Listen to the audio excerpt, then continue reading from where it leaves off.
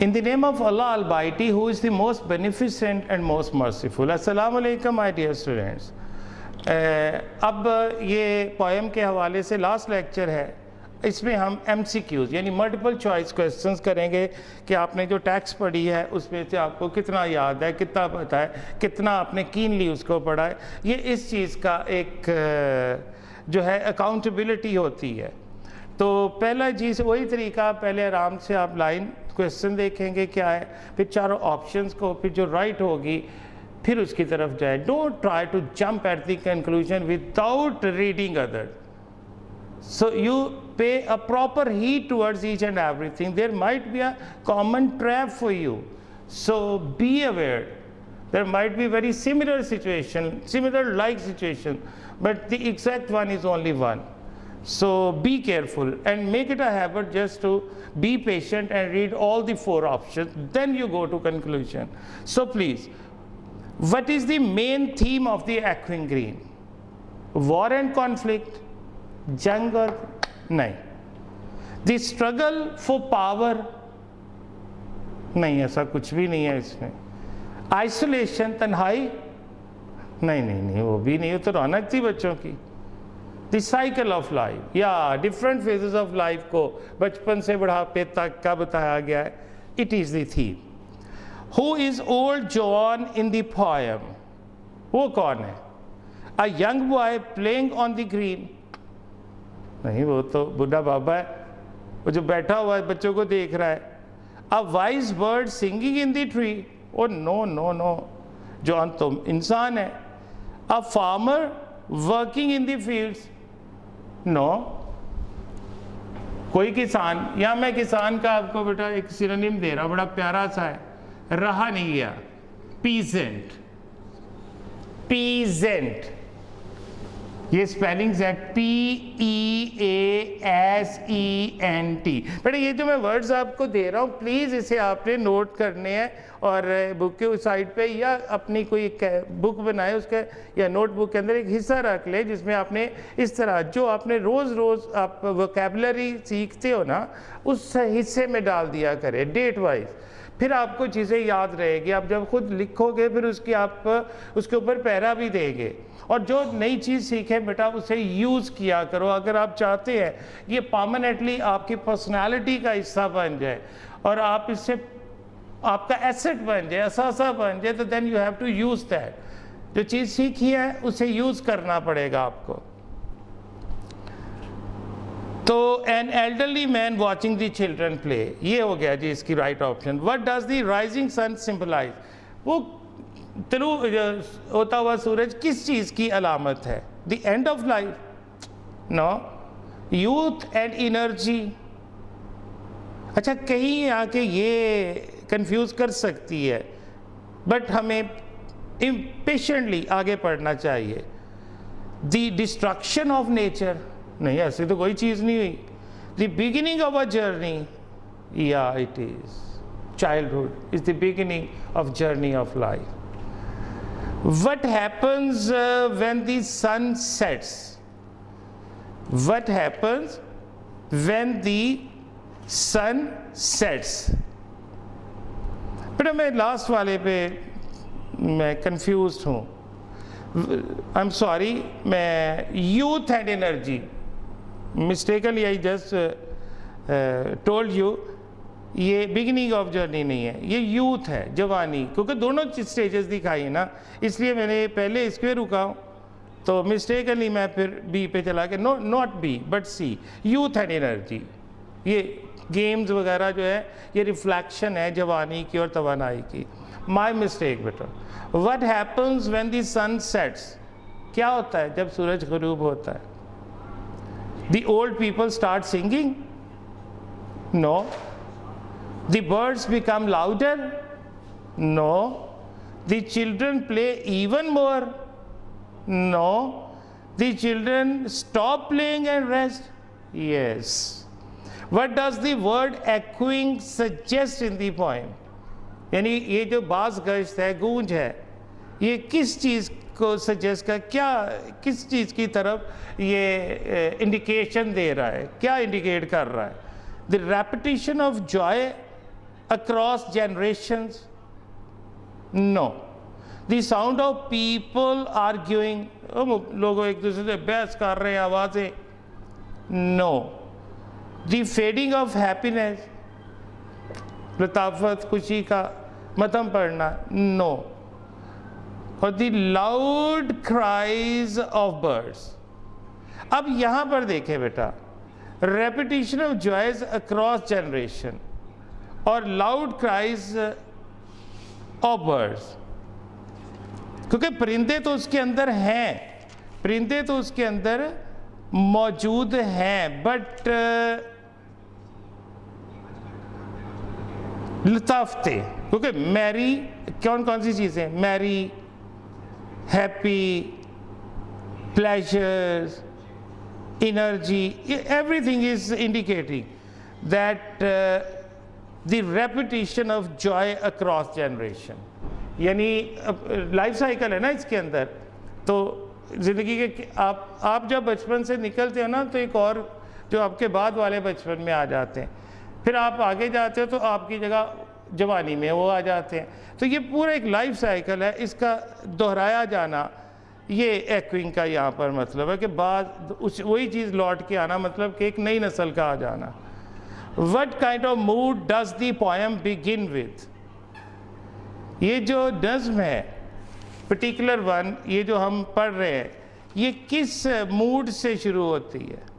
इसका मिजाज क्या है? Dark and gloomy? नहीं, कोई तारीकी नहीं है, कोई अफसुर्दगी नहीं है, यहाँ पे कोई ऐसा मातम लाइक माहौल नहीं बना हुआ। तो ये did you have any pencil और समथिंग, या कुछ वर्ड प्रिंटर नहीं? ये आई फाउंड इट वेल बेटा।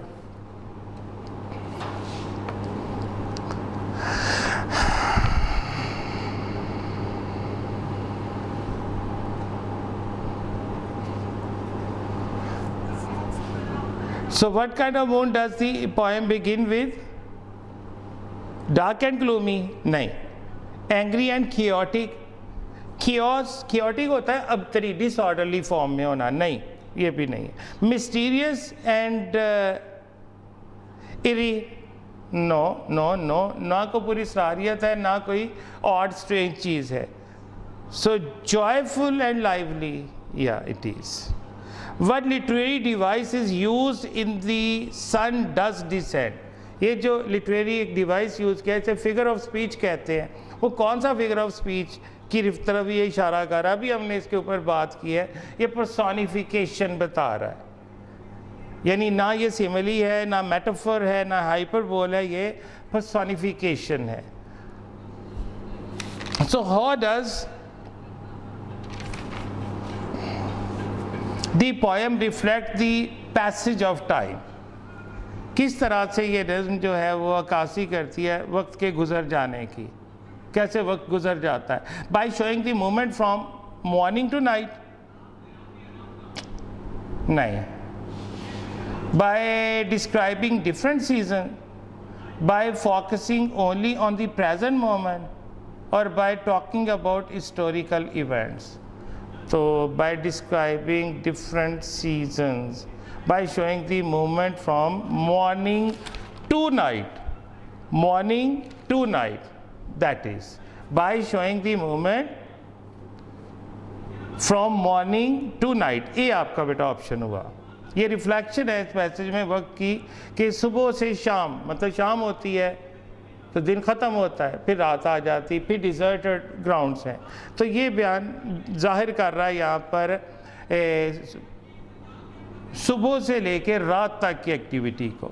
What do the bird symbolize in the poem? इस नज़म में परिंदे किस चीज़ की अलामत है? chaos and confusion, अबतरी या अफरा तफरी? The burden of life? No. Silence and loneliness? No. Freedom and happiness? Yes, it is. How do the elderly people feel as they watch the children play? Angry and jealous? No. Sad and lonely? No. Confused and afraid? No. मैंने पिछले lecture में nostalgia का जिक्र किया था बेटा, याद माजी, तो वाज़े हो गया बेटा, वो वर्ड स्ट्राइक कर गया। नॉस्टैल्जिक एंड हैप्पी, याद माजी और खुशियाँ। What is the meaning of phrase are sports have an end? मतलब क्या है इसका? यानी कि बच्चे थक गए हैं और अब खेलना बंद कर दिया है, अपने घरों को रवाना हो गए। तो ऑप्शन देखते, the children must go home because of bad weather.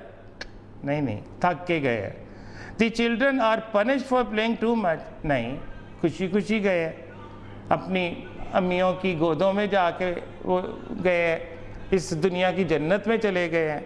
The children win a sports competition? No. Then the children grow tired and stop playing. It is, वो थक गए हैं और अब उन्होंने खेलना बंद कर दिया, वैसे भी शाम हो गई। What does the setting sun symbolize? डूबता हुआ सूरज किस चीज़ की अलामत है? The coming of winter, the arrival of a storm, the beginning of a new life? No, not all these. The passage from youth to old age. Yeah. तो जवानी से बुढ़ापे तक का जो एक सफ़र है, ये उसको रिफ्लेक्ट कर रहा है। Why is the green described as echoing? वो जो सरसब मैदान है उसको echoing क्यों कहा गया है? क्या है वहाँ पे? Because the wind makes a loud sound, ये है echo? No. Because the trees are shaking, ये echo है? No. Because the elderly shout loudly? No. Then because the laughter of children continues through generations. Yeah, it is. It is. What happens at the very end of the poem? The elderly start playing games. The sun rises again. A storm begins. Oh, the children rest peacefully. बच्चे सुकून से आराम करते हैं. One literary device is used in like birds in their nest. अब जब किसी में हरफ शबी आ जाता है, जैसा कि उसकी तरह का की के साथ, तो वो सिमिली यानी तशबीह आ जाती है, तो सिमिली है बेटा ये। It's neither metaphor nor alliteration nor hyperbole, it is simile. How does the structure of the poem reflect its theme? कैसे स्ट्रक्चर से इसका थीम नजर आता है? It begins and ends with sadness? No. It describes only the struggles of life? No. It follows an unclear and chaotic pattern? No. It starts with joy, moves to reflection, and ends with peace. Yes, it is. What is the significance of the children's play? It suggests that children don't care about others. अहमियत क्या है? Significance यानी अहमियत को कहते हैं बच्चों के खेल की। क्या वो ये दार कर रहे हैं कि कोई परवाह ना करो किसी की? नहीं, ऐसी कोई बात नहीं। It shows that life is meaningless? No. It proves that old people are better than young people? No. It represents the joy of youth? Yeah, it is. How does the poem connect different generations? By saying that old people should avoid children. यानी कि किस तरह से जो मुख्तलिफ generation के लोग आपस में कैसे जुड़ सकते हैं, वो जनरेशन गैप कैसे ख़त्म हो सकता है? ये कह के कि old people should avoid children, बच्चों से दूर रहें? नहीं। By describing a conflict between young and old, उनके दरमियान जो एक कश्मकश है उसे बयान करना? No. By explaining that youth and old age are completely separate? No. By showing that elderly were once children too, कभी वो भी बच्चे थे, कभी सास भी बहू थी, तो कभी बूढ़े भी बच्चे थे। लाइक कि मैं डायरेक्टली बूढ़ा नहीं हो गया, कभी मैं भी उस बचपन से लड़कपन से जवानी से जाके बूढ़ा हुआ हूँ। यानी आप एक जो फेज़ है वो फेजेस गुजार के आते हैं, तो बूढ़े भी कभी बच्चे हुआ करते थे। What is the overall tone of the poem? Overall देखें तो क्या इसमें कोई उदासी है या कुछ है? नहीं। Suspenseful and mysterious, no. Fearful and dark, no. Angry and bitter, no. Optimistic and peaceful, yeah. Kush umidi or sukoon, this is the option. What role does nature play in the poem? It serves as a background with no deeper meaning, no. It creates a dark and scary setting, no. It symbolizes destruction and pain, no. It represents the passage of time and life's natural cycle. It is. What do the lips of mothers symbolize? Weakness and fear, no. A place of punishment, no. A sign of disobedience, no. Safety and comfort. What feeling does the setting sun create? डूबता हुआ सूरज कैसी feelings लेके आता है? A feeling of anger and frustration? नहीं. A mood of fear and horror? No. A sense of excitement and energy? No. A sense of calm and rest. Calmness, sukoon, aram. What does the phrase many sisters and brothers emphasize? ये किस चीज़ पे जोर देता है? That only boys are playing, that the elderly people are unhappy, yeah. That the children are fighting, no. It emphasizes the importance of family and togetherness. Why does Blake use simple language in the poem? इसमें वो इतनी आसान ज़ुबान क्यों उसने use की है? To confuse the reader. क्या उसे confuse करना चाहता है? मेरा ख्याल इससे उलट करना चाहता है. वो मेरा ख्याल है confuse नहीं, वो crystal clear करना चाहता है, उनकी confusion दूर करना चाहता है. To make the poem seem unimportant, no. To focus only on historical events, no. To make the poem easy to understand and universal. वो इस नज़्म को जो अंग्रेज़ी ज़ुबान या अंग्रेज़ नहीं जानते उन लोगों के लिए भी उसने उसको समझने के लिए आसान बनाया और उसे यूनिवर्सल बनाना चाहता था. What is the main message of the poem? Childhood is the only important stage of life. No. The elderly should not remember their youth. No. Playing games is more important than anything else. No. Life moves in a natural cycle from joy to rest. It is your option. तो यहाँ पे बेटा इसके ये मुकम्मल होते हैं. I hope you would have enjoyed that. Keep on enjoying beta, keep on learning, and please act upon the instructions of teacher. And remember beta, no lecture will be repeated in the class what have been delivered in your online way. So please don't be silly. Don't console yourself by saying this कि class में जाएंगे तो फिर हो जाना है. इस तरह की तिफल तसलियाँ ना दीजिएगा. आप इसी से पूरे का पूरा बेनिफिट लें.